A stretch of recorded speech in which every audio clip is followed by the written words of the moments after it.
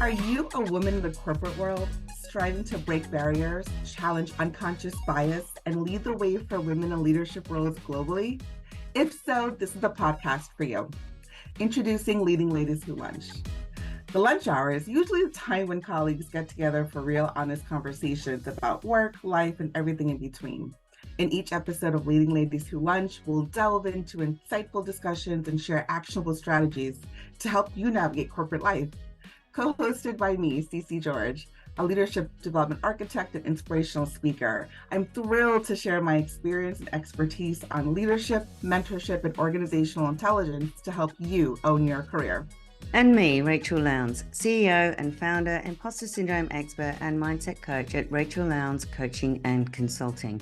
Passionate about helping women conquer imposter syndrome and unleash their inner confidence to get the recognition and promotions they deserve. Jam-packed with insightful conversations, expert advice, and inspiring stories from a diverse group, we'll explore how to overcome obstacles, shatter those glass ceilings, and build unshakable mindsets to unlock your true potential.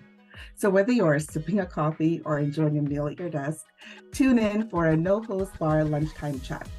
Episodes will be dropped every 2 weeks. You can find us on Apple Podcasts, Spotify, or wherever you get your podcasts.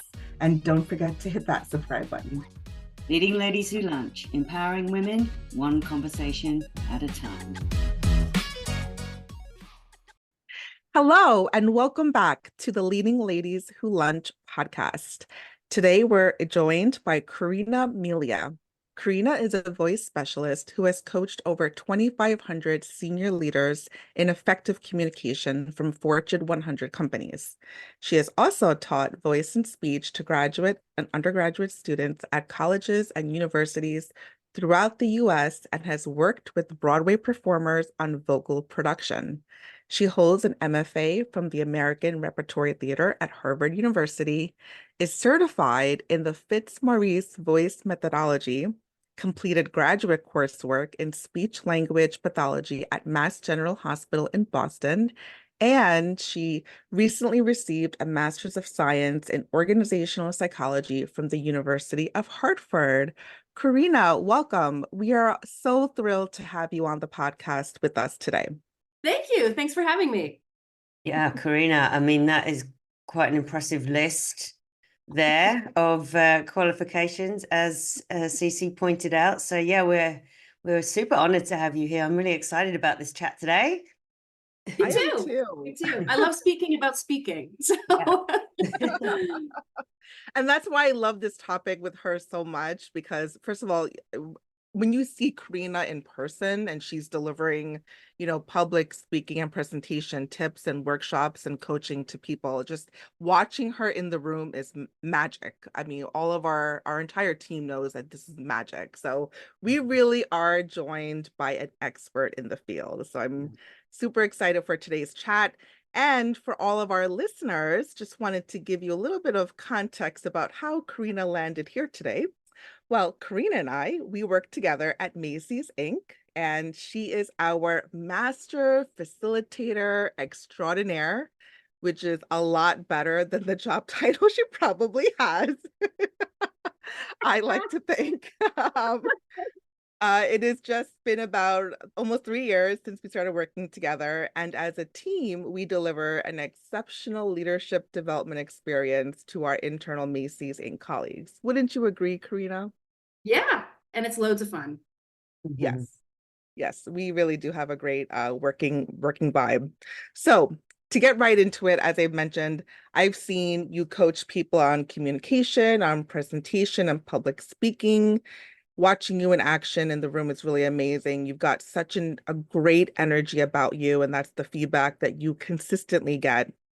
But, I also want our listeners to get to know you and to understand more about your journey. So would you mind sharing with us a bit about your background and your career journey so far? Yeah, sure. It's been quite an evolution. So I have a performing arts background, started out as a dancer, went into theater, was doing that professionally, and then went back to school to get my master's or MFA in theater, which I didn't think I was going to do. but I wanted to teach, and I really loved teaching. So when I was in grad school, we had this really amazing voice teacher. Her name is Nancy Hofeck. Shout out to Nancy Hofeck. She's absolutely fantastic. And our coursework was really rigorous. Like we had voice, it felt like every single day, voice was a huge core component of the program. And when I was leaving school, she had encouraged me. She knew I wanted to go into academia to get a voice certification, to keep going down that path. Movement and voice are both very intricately linked. And also voice is also, it's tagged alongside, or it's overlapped with Shakespeare and classical text. So I taught voice and Shakespeare into classical text. I love classical text. So it was a great marriage. So then I did the Fitzmaurice work and started teaching and really loved it And while I was teaching performers and students, I started to get requests to work with non-performers, with business people. And I was like, oh, this will be interesting. So I started working with non-performers sporadically. And it was like, this is really fun. And it's very different than working with performers. And I realized that a lot of the tools that we use as performers, a lot of people don't, we take them for granted. We're like, oh wow, like I'm working with this person who doesn't understand that, they're not breathing, or doesn't understand that you should be looking at someone when you speak to them. Just some simple things sometimes were really eye-opening for someone who hadn't had any performance experience or that kind of awareness. So that was really interesting. And then I kind of split off from academia. I made a pivot into working solely with non-performers. I worked for a company that's all I did every single day is workshop, one-on-one coaching for hours on end. It was awesome. It was exhausting. It was awesome. It was a great experience. And there was like a never-ending pit of clients. It was really unbelievable. And I worked alongside some speech language pathologists. And I actually really thought that was my logical next step, was to go back to school for speech language pathology and work with voice disorders. And the population I really wanted to work with were older people who had like strokes and were relearning how to communicate. I found that really interesting, and that it seemed very gratifying, like just expanding on the voice work in that direction. That didn't happen. I did start on that path and started doing coursework at Mass General. And for various reasons, I didn't continue down that path, but mostly because I didn't want to take 3 more years out from not working. It was like going back to school again. Makes sense. And it's full on. It was a full on, experience. And I had done that with theater. It was 6 days a week. It was all day long. And I was like, I can't take 3 years out to go do this. Like, I can't. So let me just continue on, expanding my skill set and working with people, and not work with disorders, but with people who have issues with or challenges with speaking in front of groups. And I found it really rewarding and really fun, really, really fun. Very different than working with performers. Also fun, but very different. Yeah. So that's kind of like the path. It's been very varied. I didn't think I'd end up here, doing this kind of thing for sure, but it's been a pleasant surprise, and it's still evolving, I'd like to think. So that's been kind of the wayward journey. That's so interesting that you kind of went down different avenues, kind of learned so many amazing skills along the way as well, which, ultimately, as you mentioned, like normal everyday people don't know these techniques to speak. Like, quite often when we're an expert in something, we take that for granted, or when it's something that comes naturally to us, we take that information for granted. And then when we find out people don't know that stuff, we're like, oh, what do you mean you don't know that? Right. So yeah. And that whole speech pathology thing. Yeah, we forget that some people, do have difficulty saying certain words. There's people with stutters out there who've had to overcome, some really hard things. And, especially if you went through school with a stutter or something like that, or you can't pronounce certain words because your mouth doesn't work in a certain way, people do suffer. And so speech is a really important aspect of everyone's life. So what you're doing is powerful and incredible. Just Yeah. with that, I'm really kind of fascinated. You talked about some of the techniques there, but like what frameworks, strategies, or techniques do you find that are really most effective when you're coaching speakers to deliver compelling presentations? Oh my goodness. Well, the first thing that I do with someone I'm working with is I identify, get under the hood of the car and look at habit. Right. Because we all have physical habits. They usually start here, they're up in our head, all of the things that come up for us when we get in front of people, high stakes speaking situations, highly stressful situations, and then our body responds. So I look at habits, and people have different habits. We've all got our things that we've learned over time that have helped us survive. They're not bad, but they can get in our way when we need to be effective with an audience. And so something that just kind of works in every day, may be coming across in a very different way and impeding your effectiveness or authority or credibility in front of a larger group. And again, high stakes speaking situations is typically when all the stuff comes out. Yeah. So Yep. looking at habit is where it all starts. And identifying what's going on.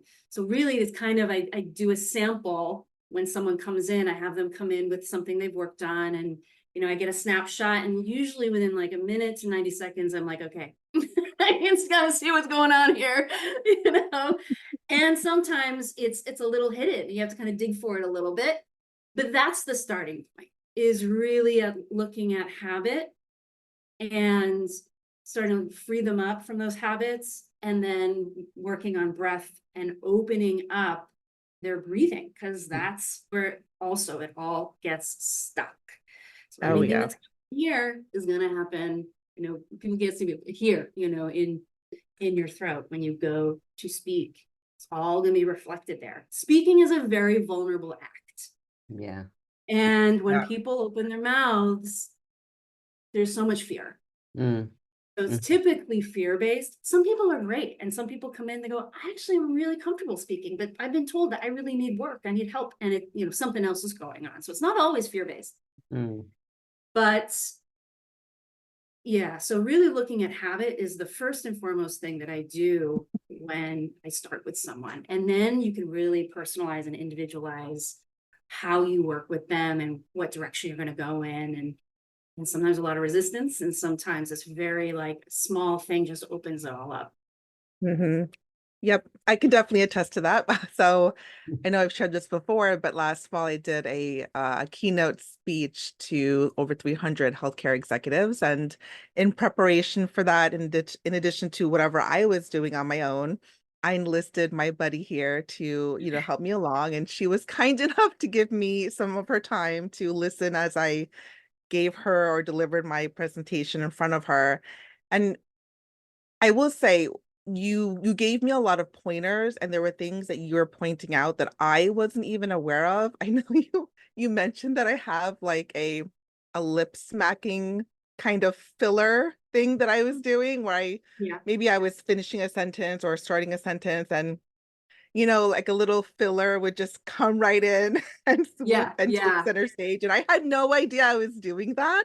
I thought I was, rid of all the fillers and all the different things that we throw in Weird there to things. fill the space. Yeah. But she pointed out, and she was like, well, you know what? You have this little lip smacking thing and you might want to work on it. It's like, really? I do that? It's the awareness. When you have someone you're working with as a coach, that's the whole point of a coach, is to bring awareness to you, right?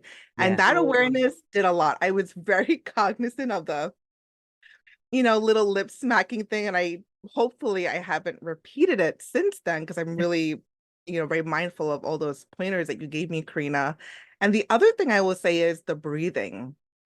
I had no idea. I mean, when you explained about the breathing, and we'll go into it later with the stress cycle, it really made sense. I mean, sometimes we go through things in life and we experience things, but we don't know there's a vernacular to it. We don't know there's an actual name for it, right? So having a coach like Careena to point out these things and to give you a name for what you're experiencing, all of that awareness I truly believe, I mean, I'll just use myself as an example, has really helped me. And when I'm speaking in front of an audience or a group or whoever, I'm very conscious. I have a little bit of a Careena in my head going, just be careful of doing this.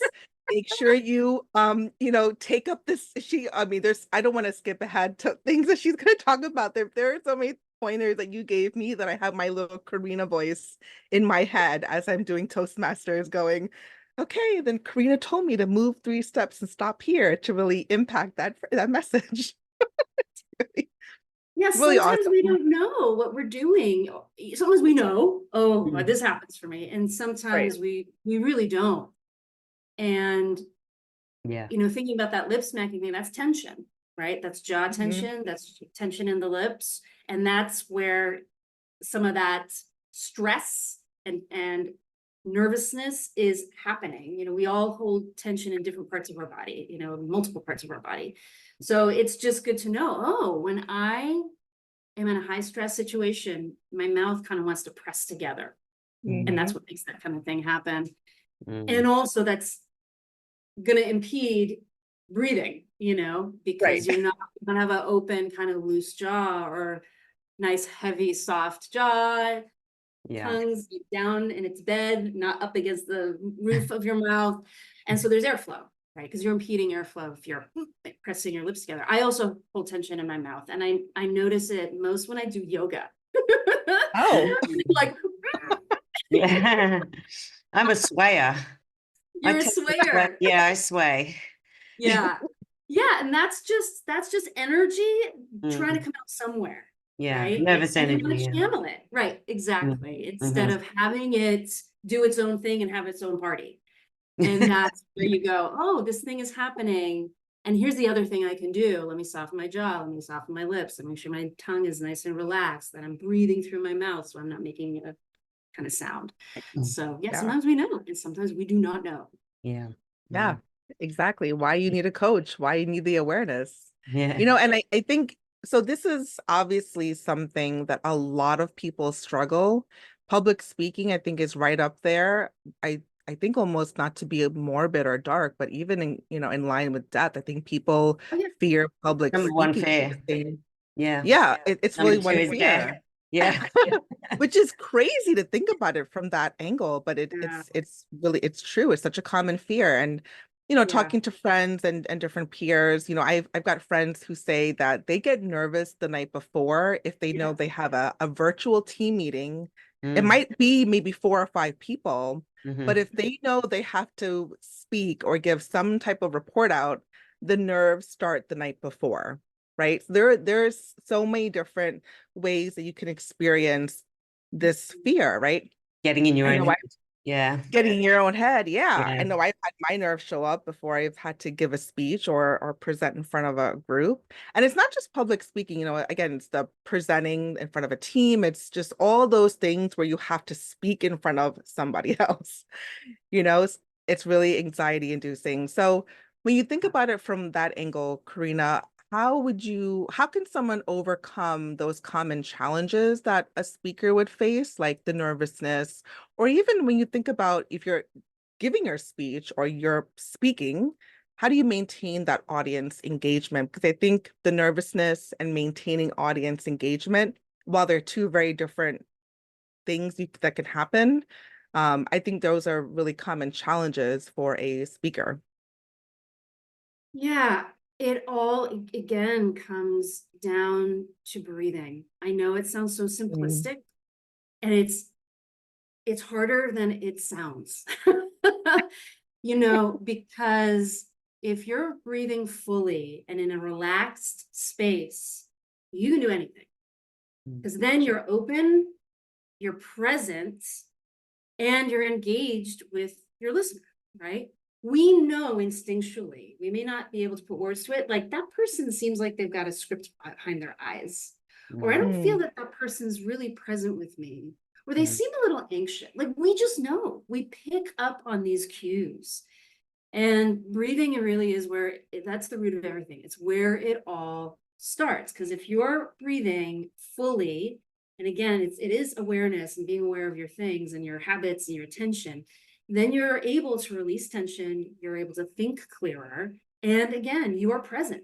You can't be present if you're holding your breath, or if you're stuck up here, or you're out of breath. That happens a lot with people who speak and they get nervous. I feel like I'm out of breath, like I just ran. What is going on with me? So it's that Right. heart palpitation thing that's happening, and it speeds you up, and then you start speaking really fast. It's a snowball effect. So slowing down and breathing is really key. And I know it sounds like, oh, that's it, but it's a thing. Breathing is a thing. And we don't realize that we have a natural built-in stress reliever inside of us that we can use whenever we want. And we ignore it. It's like, I'm going to do jumping jack or whatever it is, whatever it is, I'm going to picture people in their underwear. Don't do that, just breathe, Yeah. Nancy Hofeck, the teacher from ART back in the day, she used to say, like, stand up straight and breathe. And you're like, oh, that's it? Just breathe. Yeah. Really? I find Really? diaphragmatic breathing really helpful in those moments, like breathing down into the tummy rather than the chest, so that you can like actually pull the energy down a bit further. And it really does relax you. Like, it really works. That's Absolutely. interesting. And we speak on an exhale. So if you're not taking a full breath, you're also going to affect your voice in terms of its projection, etc. And if I do this exercise where I'll have people close their mouth and just breathe through their nose, close their eyes, and just feel how far is that breath going down when you just do your nose. And it's usually kind of up here. All right, now we're going to do it with your mouth. Close your eyes just to get the sensation. It's like, oh, it's so much deeper. And your ribs are also swinging open. It's a 360. It should be hopefully a 360 experience. It's another thing. We think everything is this way, but we've got like this, and we've got our back body. We've got all of this inside our rib cage. Our rib cage is like this big barrel. So when we breathe, the diaphragmatic breathing, exactly, it gives us more the wind in our sails for our voice, or you can think of it as like a big accordion. Yeah. And that's the way to do it, But again, we get in the moment, we're like, everything goes here. Breathe like a singer would. Yeah. Yeah. Breathe like a singer. There. And a lot of people don't know how to do it, but like the best way to describe it is just to fill your belly, right? So get your belly kind of big and filled, and then that you're breathing further down into your body. And actually it does wonders for the heartbeat, because I get like palpitations, and then once I do that, I can slow my heart rate down. That's then speak. It's incredible, that breathing thing. One of the things that I think you kind of touched on it there, where people are like not present in their eyes because they're running through that kind of mental script. That's a common thing. Like, I did a speakers boot camp recently, and everybody was trying to including myself, trying to memorize that script. It was a 6-minute speech. I mean, I managed to do an incredible job, so go me. But and I was super nervous, but I nailed it. And because I'm a high achiever and a perfectionist, so that there is that.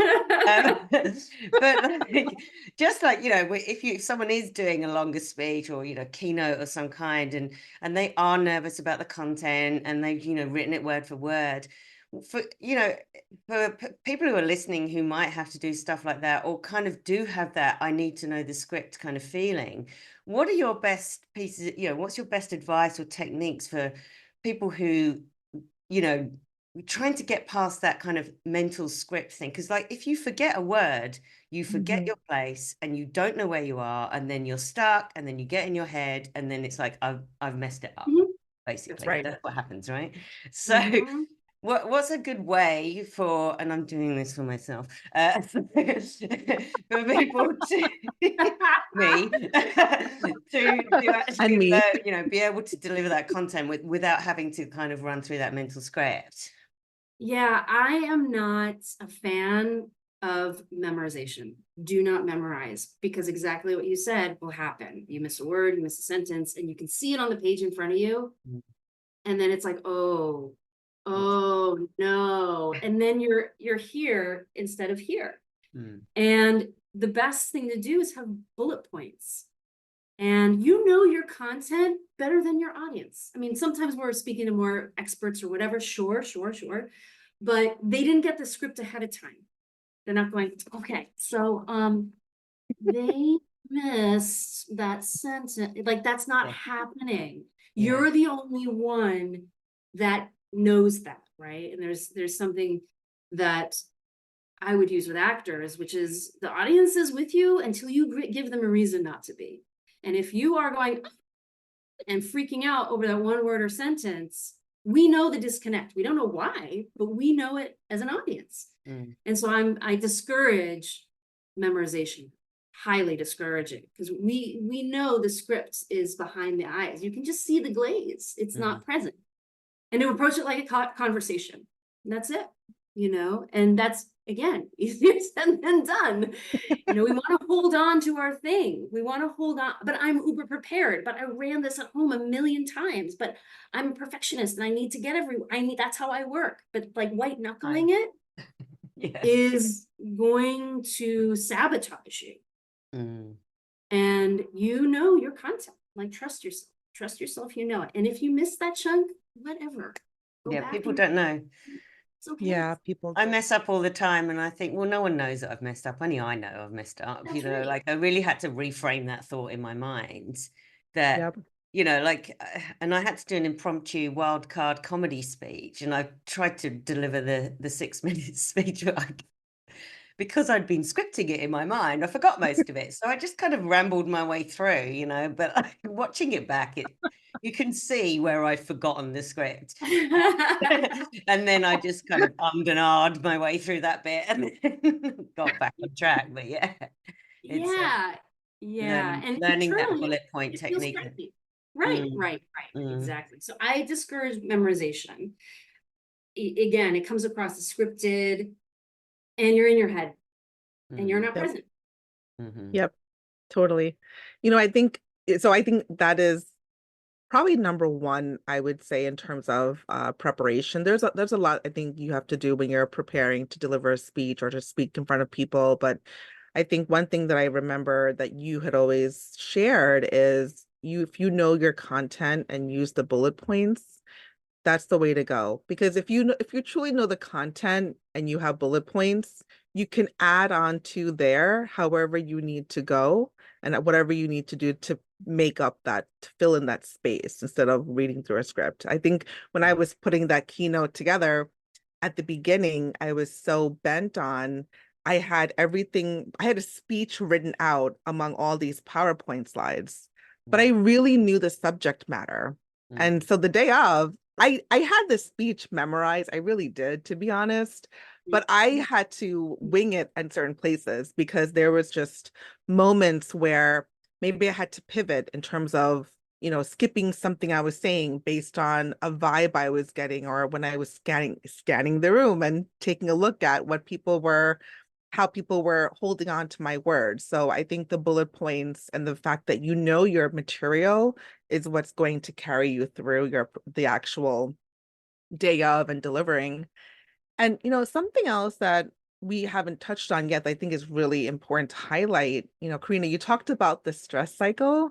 And I know when you shared with me the stress cycle and your frame, I don't know, is it a framework or just a tool, the 4 S's? I'm not really sure what to call it, but I think that's such a helpful tip.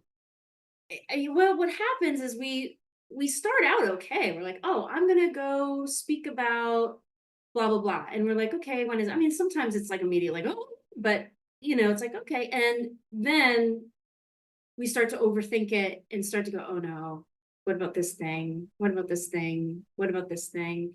And we get off track. And that can happen in the moment. It can happen on your way up to speak. It could happen the night before. It could happen the week before. It can happen whenever, but that's where things go awry. And that's where we start, the critic starts speaking internally, right? Starts going, oh my gosh, oh my gosh, oh my gosh. And that is, again, clouding us, and we're not present with our listener. And if we stop and we just breathe for a moment and slow it down, we typically can get back on track. It really, it starts to snowball. It just starts to snowball. Oh my gosh, do they know that I skipped that word? Do they know that I did this Yep. thing? They can see it. Maybe, you know, maybe they can, maybe they can't. Who knows? But the internal chatter starts to get very loud. And that's where it just starts to like get out of hand. And for some people, it can completely derail them, and they are a disaster, either internally or externally, or both, whatever. And for some people, it's there and it's manageable, but it would be preferable not to have to deal with it, right?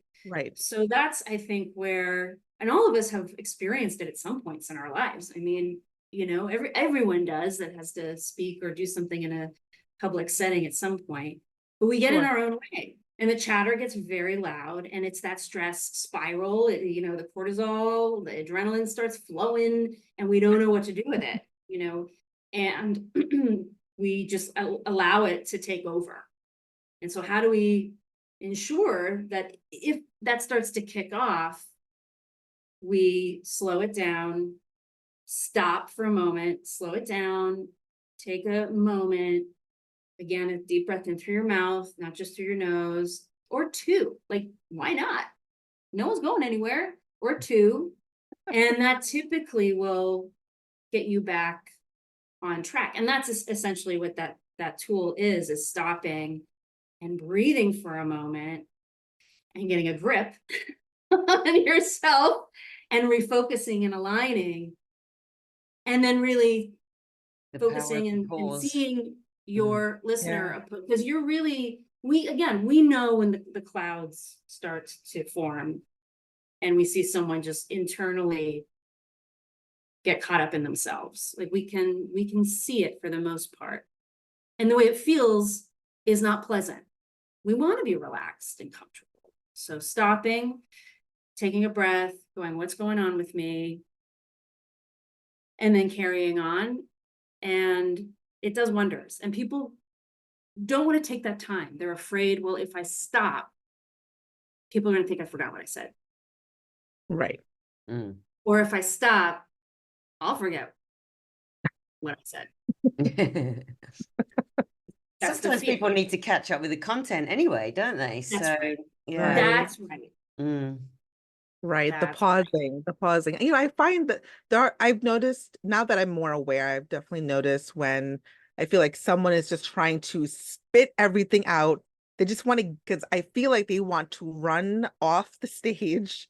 So they are going so fast, not in terms of how many words per minute, but they're not letting any of the content just sit for a moment. So they go from one thought to another, to the data, to the charts, to the pies, to the graphs, to everything. And you're like, wait, I just need a second to marinate and to let all of this sink in. And you just keep going. So I've walked away with nothing. And you probably came off thinking you got through everything. So it was a huge success. Yeah. Yeah. It's a lose-lose. Correct. You know, your audience loses and you lose as well. It's not effective. You need time as an audience member to remember and listen and absorb. You know, I remember when I was teaching Shakespeare, I don't know where this came from, and it could be a total myth, but I liked it, and I think why not? But you know, he has iambic pentameter, you know, written in his plays and in verse, and that's 10 syllables. And I don't know where I heard this, but I'm like, you know what? If it's just made up, I'm just gonna borrow it because I think it's cool. It's 10 syllables because we can only take in that much information. Not that you stop at the end of the line, you know, keep speaking, Right. but the 10 syllables is like, you know, give it a moment, take a breath, go on to the, you know, oh, okay, that makes sense. Like dun dun dun dun dun dun dun dun dun dun. Oh, okay, that's a nice little nugget of information. Yeah, I Right. can follow that. But yeah, Mm. it's taking your time, and again, stress speeds us up, Sure. and it's not effective for our listener. It's not effective Nope. for us. And another thing that happens, well, I've got all of this content, I got to squeeze it into 5 minutes. So the faster I talk, the faster I'll just shove it into that time frame. And that's wasted time because then no one remembers anything. They zone out. Right. Right. Mhm. Yeah, I mean, obviously there's so much that to unpack here that we can keep going. And I think you've given our listeners a lot of really great nuggets and simple, practical things they can incorporate. I think number one for me that I heard was the breathing. Yeah. You really, you gotta breathe. I mean, Yeah, I people, we really know. just need to get the air flowing in our lungs for all of Right. this to work. So, this has really been such an amazing chat with you. Thanks so much for sharing your story with us, your experience, your passion for coaching on all things presentation and speaking related. I'm sure everyone is walking away with those nuggets and pearls. Would you want to share with us any final thoughts about how our listeners or what our listeners should be doing to incorporate or to make some really small, easy changes as they are preparing and delivering speeches? Yeah, stand up straight and breathe, Nancy Kovac, for sure. There's that. But here's I think a pitfall that people fall into is that every communication situation, I mean, every conversation is an opportunity to practice. It shouldn't Sure. just be, oh, I've got this presentation in 6 months, a month, 3 weeks. Mm. And I'm going to pull those tools down. I'm going to pull down my presentation stuff and get all ready. Because that's not how it works. It's like practicing an instrument. And anytime you're speaking, you can be practicing. Mm. And awareness is where it all starts. Again, I think videoing yourself so you get a little bit more Mm. self-awareness. I'm not a big fan of practicing in the mirror because I think the critic is going, what's going on? Oh, it's my hair look okay. What's kind of, maybe I should stand this way. There's all this stuff that starts to happen. Whereas if you video it yourself and just kind of watch it back, you'll start to pick up on some things. Go, Mhm. oh, I wasn't aware that I'm swaying or that I'm looking at the floor or I'm, doing I'm an the arm swinger. weird, yeah, octopus hands or something. I don't know, but I think any or every communication situation is an opportunity to practice because that's how habits will start to go, oh, okay, I can do this instead of this. I don't have to Right. do blah, blah, blah. I don't have to talk so fast. I can slow it down. I can start breathing, all those things. So that's what I encourage is every speaking opportunity is a chance to practice. Good advice. I mean, I think that's a really practical tip, and I think it's so simple, and it's actually more of a mindset. Yeah. If you look at every opportunity, every chance or opportunity where speaking has to happen as a way to practice, it really is a mindset to just keep getting better and better. So thank Yeah. you so much. This has been so wonderful to have some time to catch up with you and for you to educate our listeners about how they can improve their public speaking and presentation skills. Would Yeah. you do you want to Taking share notes. with our listeners how they can connect with you if they want to seek out your professional coaching? Sure. So you can email me at Careena Melia, CareenaMelia @gmail.com. Or my website is under construction currently. I'm rezhuzhing it up. So it'll be back in action in a couple weeks, it should be. And by end of July. So just FYI, you could also go to CareenaMelia.com. Amazing. Perfect. Awesome. Thanks so much, Careena. It's been absolutely wonderful having you here today and, learning so much about public speaking, some of those tips, that breathing thing, which is a really good reminder. And every time you said it, I took a deep breath. So there you go. It's working. Okay. Already. Awesome. Awesome. Thanks Thank so you much. so much. Thank you. Thank you. Thanks for listening to this episode of the Leading Ladies Who Lunch podcast. As we wrap up, what is one lesson you heard from our guest, Careena Melia, that you will use to improve your presentation and public speaking skills? As always, if you like this episode, we would be so grateful if you could share it with your friends and tag us on social media at Leading Ladies Who Lunch. Your reviews of this podcast mean so much to us. We'd love it if you could rate it and subscribe to the show. Remember, you can find us and subscribe to the podcast on Apple Podcasts, Spotify, and other podcast platforms. So subscribe to stay up to date with the latest episodes and follow us on Instagram at Leading Ladies Who Lunch. Stay tuned for another great episode in 2 weeks. Until then, stay sassy. Thank you for joining us on the empowering journey at the Leading Ladies Who Lunch podcast. We hope you've enjoyed our insightful discussions, actionable strategies, and inspiring stories that we break down during each episode. If you haven't already, make sure you subscribe to Leading Ladies Who Lunch on Apple Podcasts, Spotify, or your favorite podcast platform so you never miss an episode. And remember, the conversations you've heard on this podcast are just the beginning of your journey. Let your voice be heard, inspire change, and continue breaking barriers as you lead with authenticity, resilience, and unwavering determination. Until next time, keep embracing your leadership potential, challenging the norms, and shaping a better world for women in the workplace. Leading Ladies Who Lunch, empowering women, changing lives.